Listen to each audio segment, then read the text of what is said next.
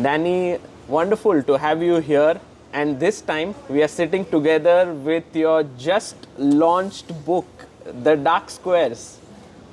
Finally, How are you right? feeling? We've talked about it a few times. In fact, my walk with you in Toronto, the legendary rainy walk, was, I think, the first time, at least as far as like a podcast in the chess world, that it had been talked about. Yes. And I think we spoke a bit about it in Weisenhaus as well. This Yeah. is the first time I'm seeing the book in real life, and I was very excited to know how has been the reception of the book, how have people liked it? The reception has been great. I mean, last night we had 100 copies available. Thank you to the Checkmate organization who bought them in advance, and then people were purchasing them on site, and they sold out instantly. In fact, there were probably easily 30 to 40 people who were disappointed there weren't more. So, I think many in the chess world are still sort of realizing that it's not a book totally about chess, and although chess is such an important through line for my life and the story, but. The reception outside of the chess world has also been fascinating. There's so many people who are interested and I hope inspired by what the message really is and what it's about. And so it's just beginning, but I think it's going okay. Well, I want to just go through some of the chapters of the book and get a understanding of what it is about. Let's say someone gets the book, what they can expect now that it's there in real life. Shall we do that? Let's do it. Well, I think that'll be, you have a note here for you. Wow. Actually, let me just show it. It's like, to Sagar, here's to surrender and peace. Love, peace, love, heart. Thank you. Wow. And that is you are such an amazing person who brings peace and love, and to everyone who watches you, they feel that, and so I do as well. So I feel connected with you in that way. But all right, let me dive in.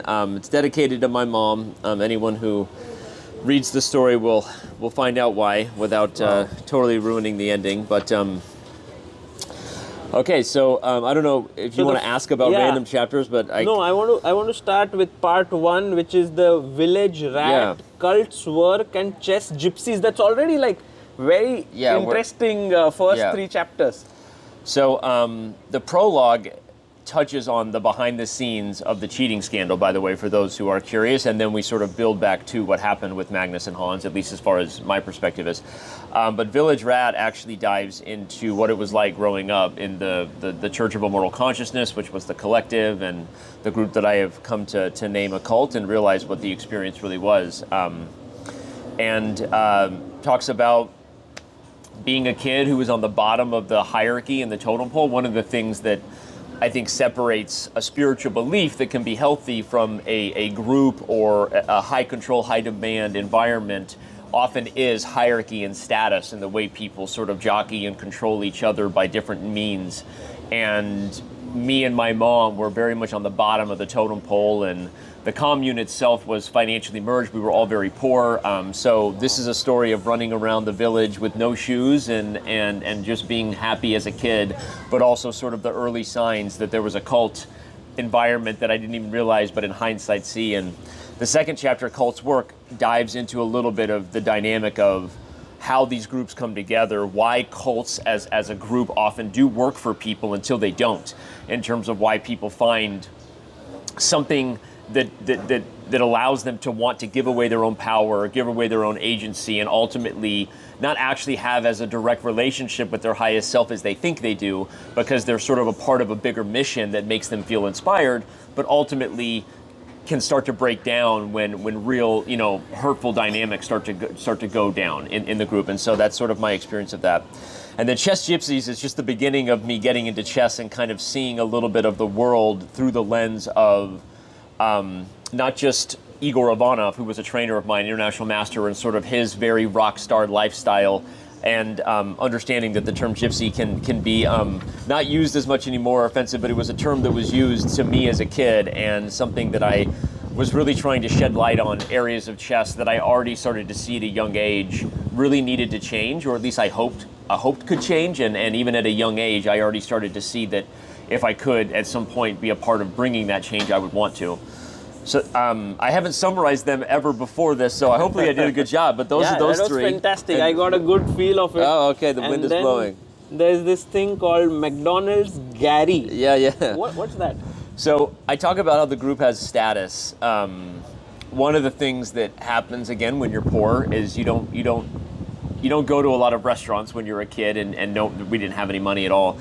But as the chess team started to travel and the chess team started to perform, we got to go to McDonald's or to Taco Bell or these restaurants that we always wanted to go to as a kid.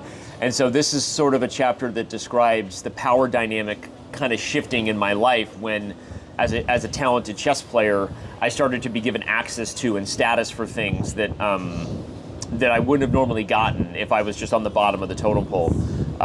So that describes that. And that's so interesting, actually. Yep. You know, like we sometimes teach in a children's home where kids are like coming from financially really poor background. yeah.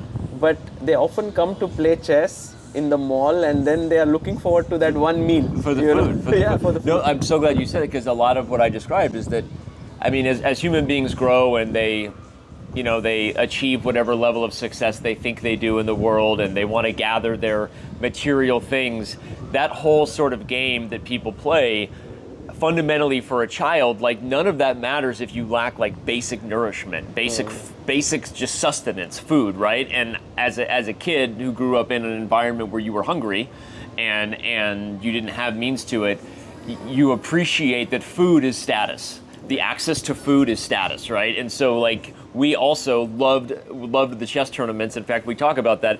A lot of us were on the chess team just because we got to go to McDonald's. Like that was the only reason to play chess, was the idea of getting access to fast food. So nice. I'll jump ahead a little bit, unless you want me to do every chapter, no. but I can jump ahead.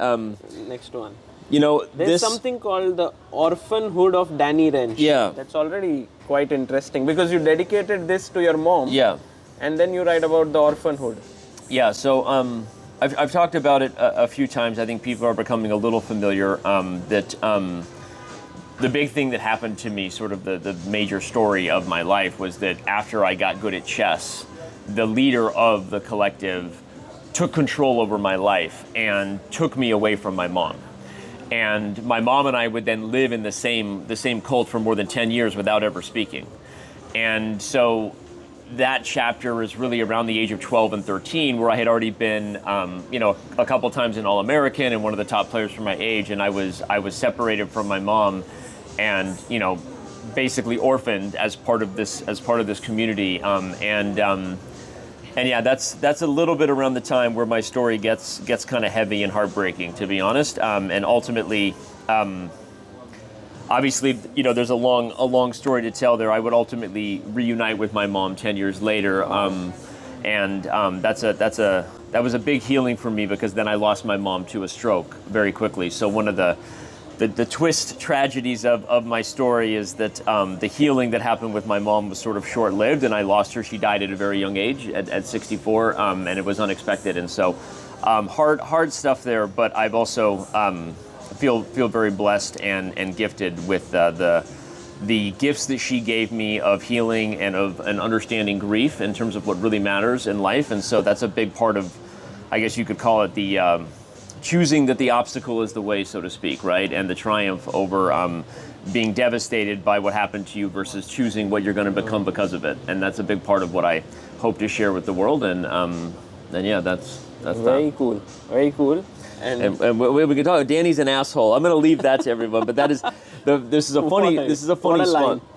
funny line, because this was actually said by Eric, my co-founder, CEO. He actually said to Jay, our other co-founder, "Why is Danny such a fucking asshole?" When I was early on. But this is actually a twist chapter, because really, I wasn't really being an asshole with them. I was very hungry as a young man, trying to make his young marriage work, and I had 2 kids, and we were broke. And so I was trying to build a life for myself. So I was coming across as very much like an asshole at the time.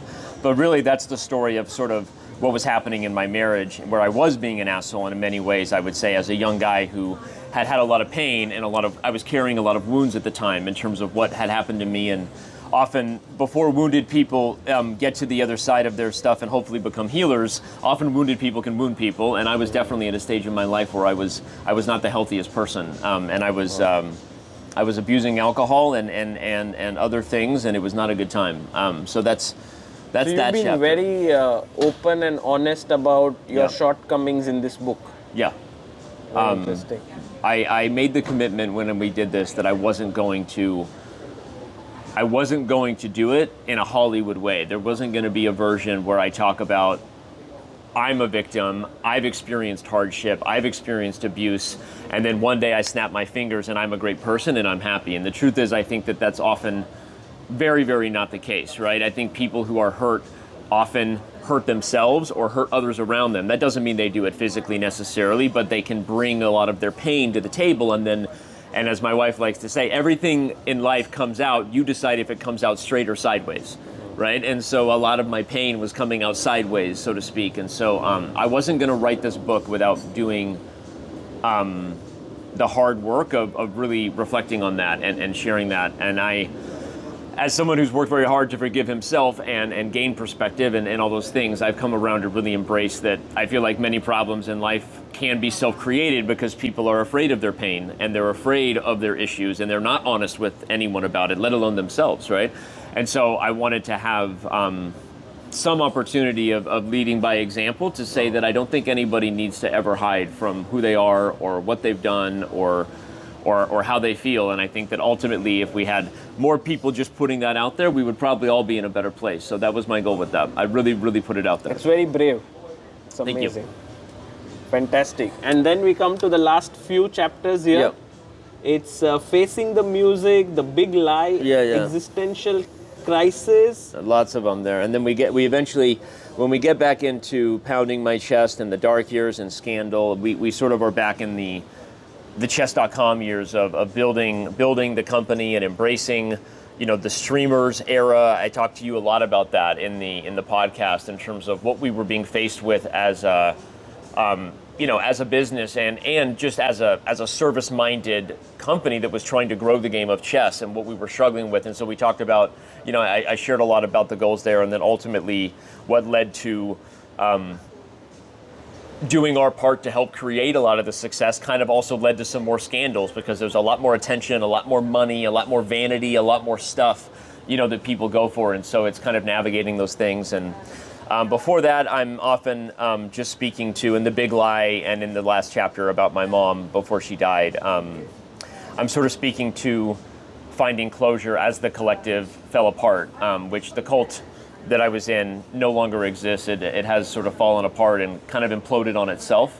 And so I sort of wrap up how that went down, which of course has a lot of rated R details of what really went down as that group kind of failed to continue to hold it together, and for good reason, because it was no longer healthy for people, even if there were initially, I would say, many great spiritual messages can be misused by the messenger, right? It's possible that teachings and a connecting to your highest self can be really, really great. And it's also possible to weaponize someone's relationship with God and someone's relationship with their best self. And I definitely experienced that and saw that. And the collective did not survive a lot of people just feeling kind of fed up with that. And so that's the fastest way I could break down my book. And there's obviously a lot more in there, but I hope that I'm actually very curious on all these fronts, like the cult, then your married life, your building of ChessCom, and then the scandal, which is the one with Hans and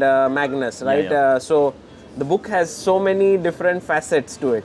It does. That was one of the big criticisms we actually got. At some point, this book that you see, which is 120,000 words, was actually 230,000 words. So we had to work very hard in the last year to really cut it down. Maybe if the book does well, there'll be an extended edition for those who want it. I think it's exactly what it needed to be in the end, and I feel like people who read it will connect with it maybe in ways that they don't expect. That's the hope. And But yeah, there's a lot in there, and I be curious to hear what people think. Well, I'll read it, and thank you, Danny, for the book and also for this interview. Thank you, Sagar.